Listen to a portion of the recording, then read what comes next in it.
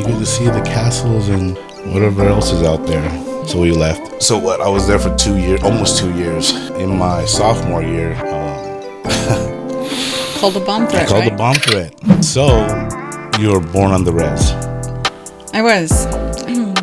Ogallala, Sichungu, Santi, Lakota. And then we would try to find somebody to buy us a can of Skull, usually a teenager that looked older. How old were you when you're like chewing? I don't know. I think like probably 8 or 9. Dang. Yeah. Gangster. Why did we name that the house ain't clean? Because the house definitely ain't clean. I mean, you could look at it as our bodies are the temple of God. Yeah. Then this is the house of the Holy Spirit, right? Right. So if we house God's Spirit in us, and sometimes our mind ain't right, sometimes our heart ain't right, sometimes our emotions mentally aren't in a right, good place, it's not clean, right? Right.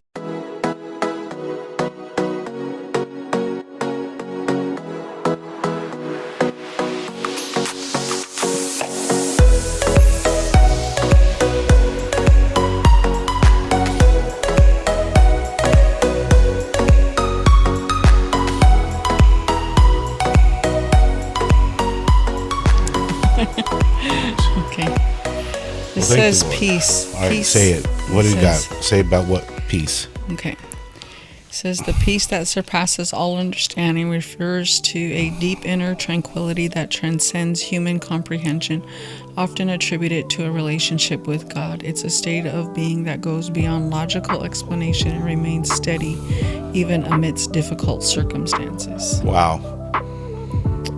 That's pretty good, huh? Yeah, that's what I need right now. I know, right? I need the peace that surpasses understanding. This peace is not simply the absence of conflict or anxiety, but a profound sense of well-being that is difficult for the human mind to fully grasp. You can't even understand it. Yeah. The concept is often associated with faith in Jesus Christ and a belief in God's presence and power. I mean, this is just Google. That's just Google? Yeah. Guard against anxiety. This peace acts as a protector, guarding one's heart and mind from worry, fear, and other negative emotions. I don't have peace right now. I need some peace. What is the peace that surpasses all understanding? Refers to a deep inner tranquility that transcends human comprehension, attributed to a relationship with God. Amen. That's what I need. Remain steady even amidst difficult circumstances. I'm in a difficult circumstance every day. And it's not dependent on external factors or circumstances, but rather on an internal sense of security and trust in God. Come on now.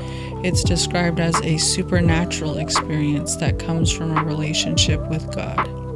Philippians 4:7 is a key verse that speaks about this peace, stating, "And the peace of God, which surpasses all understanding, will guard your hearts and minds in Christ Jesus." Man, that's good. That was Google too? That was a Google response? Because I Googled the peace that surpasses all understanding. Oh, okay. Because I need some peace right now. Come on. And I was actually going to talk about peace because I feel like in the world we live in right now, that's what people need. It's peace. Well, let's start, baby. Yeah. Well, welcome to the first season, the first episode of The House Ain't Clean. The house ain't clean. Man, it's not clean. Man. Physically at times and like spiritually, that's why we want to take you along with this journey of what we've been through, what God has taken us through, and being excited for what God's about to take us, right? Yeah. We have a lot of like influence out there that tells us you got to get your story out. I think that was the biggest thing why we wanted to do this, right? Well, I'll start. So I was born September 24, 1977 on an Air Force base that's in Riverside, California. So yes, I am an Air Force brat, and meeting a Lakota woman, like how did that happen? Brought up around like a lot of like, hip hop culture for the fact that trying to have a relationship with my parents, but when them speak Tagalog, I would understand it, but I just couldn't relate. I couldn't relate back. I think my outlet was Ice Cube, NWA. I was brought up in the 80s. If y'all know about that Black Sheep. Remember that one, babe? Yeah. How'd it go? I don't know. This or that. This or that. Oh, yeah. No. You could get with this or you could get with that. Oh, there you go. You remember it. Okay, so that's how I was brought up. And I loved it. I love the culture. But I think we're actually talking about that, like, there's so many subcultures out there, whether it be hip hop, rock. There's dance culture now. So much subculture. I think that those are just outlets to like separating yourself from God, right? I think that's what happened with me. Didn't really finish school. Got in trouble. Matter of fact, I was in England. About that story. Do you remember that story? Or you were stationed in different parts of California, right? Yeah. You guys were stationed in Japan. I was in Japan. Stationed in England. Mm-hmm. Went to England. But the longest tour that my dad had was Beale Air Force Base, which is like close to Yuba City in California. Yeah. So I think I went to school there when I was in 3rd grade all the way till I was in 8th grade. Then from there, we moved to England. Okay. You know this story though, right? Yeah, I know this story. Okay, see if you could recall what happens. Okay. So you were living in California. You had all these friends. You had a girlfriend in middle school. Everything was going just fine. You graduate 8th grade, and you think you're going to be going to high school with all your friends. Right. Instead, your parents get the transfer they've been wanting. They had put in for a transfer to be stationed in England, right? Yeah. So your mom's like, oh, my England dreams are coming true. She's all ecstatic. But you're not so happy about that, right? Well, so they told us about it, like, I think right before graduation, right before 8th grade graduation. Yeah, they said we put something in for Hawaii, I think the Philippines, and England. And so they didn't get the two, Hawaii or the Philippines. But they did get England. And they said, oh, yeah, we got England, so we're going to England. Yeah. I mean, it was... And some people would be happy to go to England, right? They're like, yeah, it's England, it's cool. That's what they sold. That's how they sold it it to us. Yeah. At least I think that's how my parents sold it to us. Right. Oh, it's England. You get to see the castles and whatever else is out there. Right. So we left. So what? I was there for 2 years, almost 2 years. In my sophomore year, I called a bomb threat. I called a bomb threat. But why did you call a well, bomb because threat? I wanted to get. Ultimately, I wanted to get out of class. That's what I needed to do. Wanted to get out of class. This is a really simple reason too. And at 15 or 16, kids probably don't think of the consequences of calling a bomb threat. I mean, thankfully, it wasn't, before everything that happened in the 9/11 events. This is 1992ish, maybe. Right. It was on base. I know. You still had serious consequences. Oh my gosh! But the reason why you did it is because you didn't study for your test and you didn't want to fail your test. Like that's right. Just a simple 10th grader thing. Like, hey, I need more time to study. Let me just call a bomb threat so that way I have another day to study. Stupid, but instead, you get kicked out of England. Oh, kicked out of the base, right? Yeah. Got arrested by the MP, right? Military Well, police. no, actually, it was the OSI. They actually came knocking on my dad's door. Oh, which is like the next day. Step up from the MP. So it's no. So what I understand is the OSI was actually like the FBI for the Air Force. Oh, wow. Some kind of special investigations. Yeah. So they come knocking on my dad's door next day. Hey, Tech Sergeant Cabrera, do you have a son named Mark Cabrera? Yeah. And then, hold on, shuts the door. He turns around and he looks at me and he goes, yeah. And I was like, called the bomb threat. I think I seen my dad like almost die. Yeah. Anyways, he talked to the OSI agent and then they took me. And I was like, oh my gosh, I'm in some serious stuff. This is crazy. They brought me to like a secret hideout. It was crazy. Yeah. Questioned me. They said, that's you on camera calling the bomb threat. Again, it was to the school. I was at the BX, which is the base exchange. Okay. So the surveillance system was already pretty advanced. I was supposed so because I didn't even know. But the thing was, I'm pretty smart because I actually looked for cameras. Apparently, I didn't see that one. But I mean, it's still so stupid. You're like, what, 15? Well, at least you looked for cameras. I mean, I know, that's pretty smart. so they just traced the call back to the payphone. Right. Y'all know what a payphone is? You probably don't. But, No. I mean, you've seen them in movies, right? So you No, put not a even quarter in and movies. you make It's a all call. cell phones now. Yeah. Well, I mean, if they watch like the old Mm-hmm. 80s and 90s movies. Right. Isn't that crazy? We went like half of our lives walking around with no cell phone. Nobody knew where we were at, when we were coming back. I mean, we were told when to come back, but if you didn't come back, I mean, Or you had to call collect, and you had to be real quick when you call collect. You've received a collect call from, and it goes beep, and then you have to leave where you're at. Like- Hey, Mom, I'm done at the mall. Come pick me up. yeah. So when they receive the collect call, Mom can hear, you have a collect call from. Mom, it's Mark. We're done. We're at the mall. Come pick us up. You know, you could. Yeah. I don't know. We didn't even really have payphones that much on the reservation. People just didn't know where people were, and I guess it was okay. That's crazy. Yeah. Yeah, that is great. My name is Mark Cabrera. This is my lovely and beautiful wife and best friend, mother. Man, no grandkids yet, so not grandmother yet. But auntie, she's a really Still good an auntie. The lovely Melissa Rose Cabrera.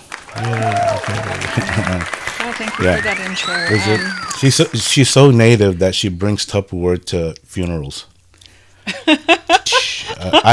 I don't think probably Lakota people probably understand that, right? Yeah. I think Filipinos too. See, we call them Yeah, merienda. like, where's the- we call them merienda. You're watech. Yeah. You're watech. It's actually Watecha. but- Watecha. See, But since we shorten your grandma everything, always said, say "Oh, you make Watech." sure to bring some foil to get the watecha for Mark." Hey. But yeah, Grandma Lillian she was cool. Yeah. Yeah, she's very cool. So you were born on the res.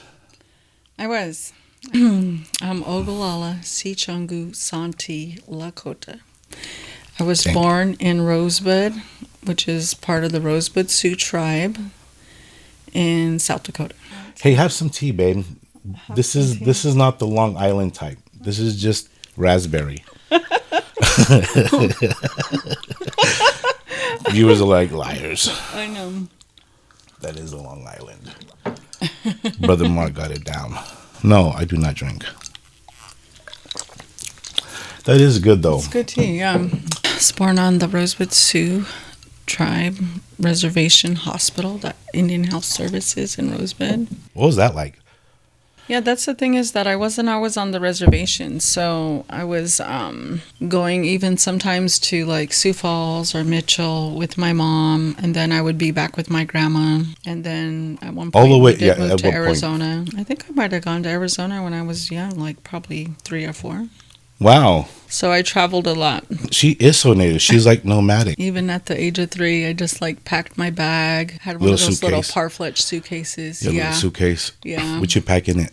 Did you Some have like a Barbie clothes. doll? Did you have any dolls? Did you have Might any have had toys? some. Did you have think I something did. that you held on to like, I love this thing? Jeremiah has a whole bunch of squishmallows that he names them by name. Yeah, he's all about the plushies. Plushies. Yeah, Yeah. plushies. Yeah. I think moving around a lot and living with different relatives at different times, and I would be with my mom and dad too sometimes, and then with my grandpa and grandma a lot, and with my aunts and uncles a lot. So yeah, Did you notice like a difference living on and off the reservation? at the time I kind of didn't until I got older.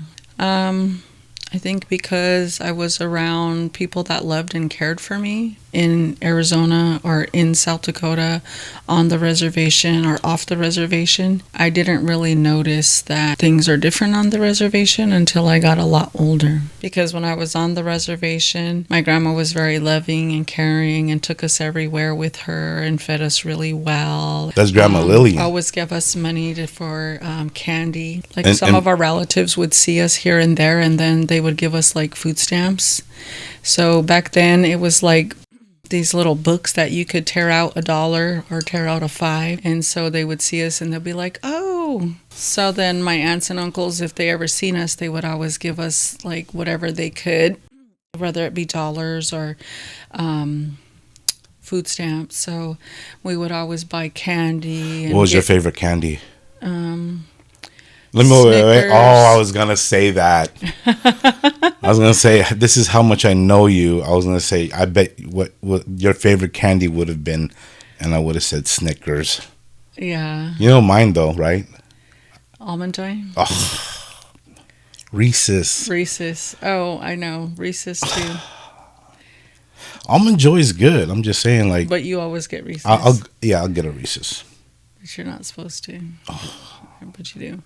But it's okay. Okay, sorry. So anyway, yeah. So they used to like hand out you some vouchers, and you guys go, "Yay!" Right? Yeah, and then as we got older, we start chewing tobacco. So we would get a can of Skull. We would save our food stamps. We'd use one at a time, and we'd buy penny candy. So we'd go in and buy these little footsie tootsie things. Buy as many as the least amount that we could, so we could get change. Because they didn't give like voucher coins. Right. Yeah. So then we get the change. Then another one goes in and they're like, okay, just buy this. Then they kind of caught on after a while. So they go, oh, you got to buy 45 cents worth. So then we go, oh, okay, well, then we still get 55 back. So then we buy 45 cents worth. And 3-cent candy? Yeah. There's such thing as 3-cent candy? And then we're like, what yes. what kind of candy did you get then? I'm like, yes, we got enough to buy a can of Skull. But what kind of candy would you get at that amount? So we would get these Tootsie Footsies, which were like 2 cents each or something. So you just get one? Sometimes we'd get these. So you get like 98 cents back. Yeah, these Tootsie Roll suckers. Okay, yeah. I remember those. Were like a quarter or something. So then we'll get those, or sometimes we'll just get a pack of gum. So yeah, 25 cents for a pack of gum. Yeah. I don't think that's ever changed. And then we would try to find somebody to buy us a can of Skull, usually a teenager that looked older. How old were you when you're like chewing? I don't know. I think like probably 8 or 9. Dang. Yeah. Gangster. So yeah, so we would chew, and then we would go down to the lake, Spotted Tail Lake, and we would swim. We'd go up to the college, Syntheglashka University College. We'd get coffee. We'd go in, get coffee, put lots of creamer, lots of sugar, walk around with that for a while. Go back down, swim again, come back up. They had this thing called the Summer Youth Program where they would feed kids lunch. So we'd go to the CYO, Catholic Youth Organization building, and eat lunch, go back down, swim again. It was a pretty good thing, I thought, And then if we didn't go swimming, then we would try to catch a ride out to the country and ride horses. So my cousin always had these ideas for us, like, let's ride horse. No, we're going to swim today. So it was either swimming or riding horse. So, yeah. What would you and it's do? like, that's like an ideal thing. You like, told me you guys could never, like, that was Calvert's idea to ride the horse, right? Yeah. Yeah. And then it's like, you guys could never, we like, did. You caught it? We did, yeah, we did. It would take us a long time. Was this a to wild corral them horse? up. They weren't wild. They were actually. So they're tamed. Yeah. So you could ride them. Okay. Yeah. Because I see like horses just running around like just no one even knows. But I think they were pretty wild because they were only really rode by people, adults during the Sundance. So then the rest of the year they were out in this pasture grazing. And grazing, and then we would go out there, try to corral them up. So we'd all try to get them into a corner, put a rope around them, bridle them up.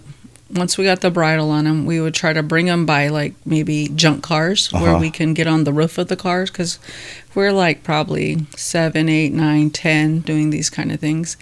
And then we'd put the saddle blanket on, put the saddle on, try to get on. But it was kind of hard when we were littler. As we got older, it was easier. But yeah. So how many times were you able to catch these horses? Yeah, we did. All the time then? It just took a minute. It just took us a while. And I think that horses are kind of, they want to dominate kids because they feel like, oh, they're just kids. We don't have to listen to them. So I think it was a little bit harder for us in a way. But then after a while, they're like, oh, these poor kids, we'll just let them get on. You got to talk to them first. You got to talk to the horse first and say, hey, look, I'm going to have to ride you. Okay, so yeah. Make it easy for us. Yeah. We're only 8, 9, and 10. Yeah, Just trying to so ride. I wasn't the horse whisperer. Okay, who's the horse whisperer? So That was Calvert. probably my cousin and my brother. Yeah, so they seemed to do pretty good. And then our Good. other cousins had a horse, and then our other cousin had a horse. So then I was really scared of horses. Actually, it's like, what kind of Lakota are you? You're scared of horses, you know? And you come from the horse chief's camp. It's like, yeah, you're not supposed to be scared of horses. But I think I was, but I would try not to show them because everyone's like, don't show them you're afraid of them. So I'd act like I wasn't, but I was. But I know they could probably sense that. So then I would always You think so? Yeah, because then once I would get on the horse, I would do good for a while, and then, well, maybe it was just a certain horse that they would always put me on. Her name was Penny, okay, and Penny had an attitude. Penny would always want to be in front, so she would always turn around and bite other horses that were trying to pass her up, so we'd all take off, right? Uh-huh. And of course, this is just miles and miles of prairie, no fences. We're just running, canyons, fields, like. And so then, as we're running, Penny would always be first, and then, she would fall back. She didn't mind being behind the male horse, whose name was Bridger. But if other horses tried to get in front of us, she would always turn around and try to bite them. Oh, So I would try to make her go, like, not next to the other horses. Yeah, she didn't want anyone to be in front of her. yeah. I kind of feel that way sometimes. Like on the freeway, for some reason, You have to get in front of people. I'm like, What do you mean? I'll be up with traffic, then I'll be like, well, I'll just get in front of this one person, then I'll be good there. Then I'm like, if I see another car, I'm like, oh, I got to try to get up there. Yeah, you need to obey the law. Yeah, exactly. I wouldn't speed. It's just I would try to be with this pack of cars, and then I would, kind of be heading those cars in the. It's not a race, but I'd be kind of heading the race, right? So then I would go up to the next set of cars. Oh and yeah, then I see what kind you're of saying. Like, yeah. And then you got to make your way through. Yeah. Or I would notice, like, at the stoplight, Yeah. every time the light turns green, for some reason, I'm like way up here, and I'm like, man, why do they take so long? It's because you got a heavy foot. Yeah. You don't always You have to turn like this thing take on. off like that because you waste a lot of gas. Yeah. Anyway. So now I'm more conservative, and Are you? yeah, I just try to let cars go and just kind of check out the scenery. Yeah. Okay. Jump around. Jump up, and get down. That was the kind of music I was listening to. Yeah. Crisscross, House of Pain. Crisscross Those will are like make the club you bangers, jump, though, I would jump, think. jump. But then you got more Mac of the. Dad'll make you jump. Then I look back at it, it's like, man, we was listening to that. Yeah, that's how you became the Mac Dad. Pulling all the girls in 7th grade. In 7th grade. Was it 8th grade? No, 8th grade. Or 8th grade, then I chunked with the deuce. But did you have the same girlfriend 7th and 8th? No, they're different. Different. Yeah. Yeah, see? That's how you were pulling all the girls. Listening Nah. to that crisscross, wearing Okay. your pants backwards. Then all the girls were like, dang, he wears his pants backwards. I never did that. You never did that? Oh, okay. I didn't do. Okay. Why you had people around your age doing that? I don't think so, Shoot. no. Our kids do it on accident. They don't even know how to And I pull was their like, pants up. get back in there. That shirt's on backwards. It's inside out. What are you doing? Go to school with that. The house ain't clean. Why did we name that the house ain't clean? Because the house definitely ain't clean. I mean, you could look at it as our bodies are the temple of God. Yeah, Then this is the house of the Holy Spirit, right? right. So if we house God's Spirit in us, and sometimes our mind ain't right, sometimes our heart ain't right, sometimes our emotions It ain't clean. mentally aren't in a right, good place, it's not clean, right? Right. And sometimes our houses aren't clean, the houses that we live in. Yeah. Dishes aren't done, garbage ain't taken out, laundry Right. isn't done. Yeah, Right. it could be that house ain't clean. Well, so it brings me up to like where Jesus, he was telling a parable, and he was saying that there was a master that left, and he was having his servants attend to the house while he was out. But the thing is, the servants wouldn't know when he was coming back, and so the job of the servants should be to clean the house. Don't do it, Don't start cleaning once you hear the key enter the knob and say, oh, now we got to clean.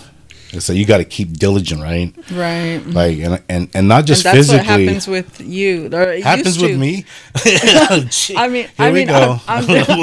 Well, I'm just saying it hasn't happened for a while. Okay, I feel was like this the a past kids. tense thing? I hope No. it's like way past. Well, it is past tense. So Okay. here's what would happen is that the kids have these chores to do, right? So instead of doing their chores, they're just playing their video games. They're just outside playing football. They're just It was an analogy I gave to them too, and I showed them. right. Yeah. So it would be like Mark would be on his way home, and then he would be thinking, "Oh, I hope they got their chores done." And then he said he would like start coming in the door and start opening the lock, and then he would start hearing like a lot of people moving around Real quick too. and start doing stuff, or you could tell someone just started the dishes. Because you hear someone just grabbed a man, broom. it's like this, and they make a little call, cuckoo, and then they would make that little sound that kind of alerts everybody. Uncle's home. They know, and then you hear everyone. Shh, shh, shh, shh, shh. I'm like, these kids right here. Right. But that could be like us in our own lives. It's like, God has called us for greater things, and we're not doing those things. We're just, of course, at work. But if we're not at work, on our phone, and we're not tending to the things that our master has called us to either, Right. Yeah. So get your house in order, right? Yeah. And So I the think house ain't clean. Ours is definitely not clean, but it's a lot cleaner than it was last year. It is cleaner than You it know was what I'm trying to last year. say? Yeah, because I feel like, with the kids and their chores, they're getting them done, and then Well, I that didn't way- mean the physical way. I'm talking about, like we're talking about that, and we're talking about our spiritual well-being also, right? Yeah. So do you think do you feel the same way you feel like now than you did 10 years ago?